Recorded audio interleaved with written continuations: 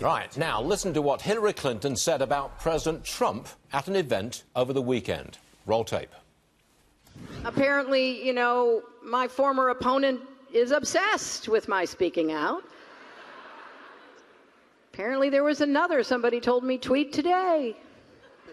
Honestly, between tweeting and golfing, how does he get anything done? I don't understand it. Look closely at the body language of Bill Clinton there. I don't think he really approved of what his wife was saying. Dana Loesch is with us, talk radio host with Radio America. Dana, I actually think that the president is not exactly obsessed with Hillary, but he's really using her because she is providing him with all kinds of wonderful talking points, isn't she? Well, she is, and Stuart, it's always good to be with you. She is. Her actions also have provided him with a lot of talking points. If we want to have a discussion as to who is obsessed with whom, we could talk about Hillary Clinton and working with Fusion GPS and using Kremlin propaganda as a part of this dossier and possibly using it to substantiate a FISA warrant on then private citizen Donald Trump as he was running for the White House, Stuart. So there's a great question as to who is obsessed with whom in this whole scenario. But Hillary Clinton, she lost a race. Usually when you lose a race, you go away for a little bit and you save some face. You have a little bit of humility. You don't consistently go out across the country on the national stage and continue to embarrass yourself. Why is she doing this? I mean, if she is embarrassing herself and her own cause, why is she still out there? Why? I think that she is desperately trying to maintain some sort of dwindling influence, both in the public eye as well as within her own party. Because after Donna Brazil's bombshell against not just former President Obama, but also Hillary Clinton, the Democrat Party has split into two particular factions. The Bernie Bros, which Bernie Sanders is just a figurehead. It's the socialist movement within the Democrat Party, and the dwindling old establishment 90s type of Democrat, and that's what the Clintons embody. She knows that she's done politically. She knows that she's a liability. She knows that she has no real principles on which she's ever stood. She's compromised everything. So this, Stuart, is just her trying to stay out there in the spotlight, wring it out just as much as she can.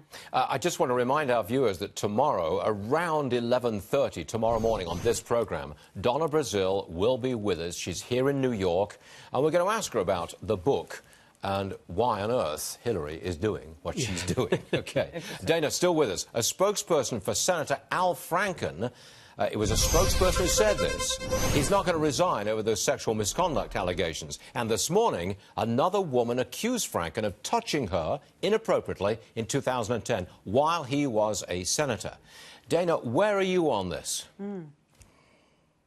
Well, I definitely think there should be an ethics investigation, particularly if these accusations, Stuart, are coming from not just when he was a particularly uninspired comic, but a senator in elected office. If these allegations are coming while he was holding the seat, definitely there should be an ethics investigation into this. Well, do you think he should resign? Doesn't this kind of go Dana, for it, show the double standard? Do you think he should resign?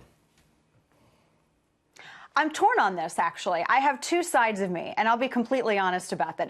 As someone who abhors Al Franken's politics, I think he is a horrible human being. He's one of the worst elected officials on God's green earth. I would love to see him go. But at the same time, as someone who really adores logic and reason and also appreciates making sure that someone has their side heard before the accused, I would like to see an investigation, and I would like to hear him play out his case. And then if he is found to be with fault, then of course he needs to go. And if he's not going to resign, the Senate should take the necessary steps to remove him. But at this point, saying that he's just not going to resign and he's just going to take some days off and think about it and come back a new man, isn't that the equivalent of thoughts and prayers?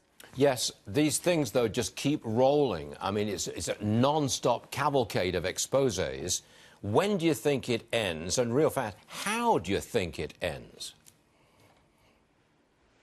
I'm not quite sure how it ends, and when it ends is going to be when people stop when people stop being perverts, for the lack of a better way to put it, Stuart. As far as where it ends for elected officials, look, if you are a public, it's really easy to just keep your hands to yourself. Were we not all taught that in elementary school? You keep your hands to yourself. Yeah, I think we can all get on board with that one. Dana, thanks as ever for joining us. It's pretty simple. Good to see you, Stuart. Thank you. Well, thanks very much, Dana.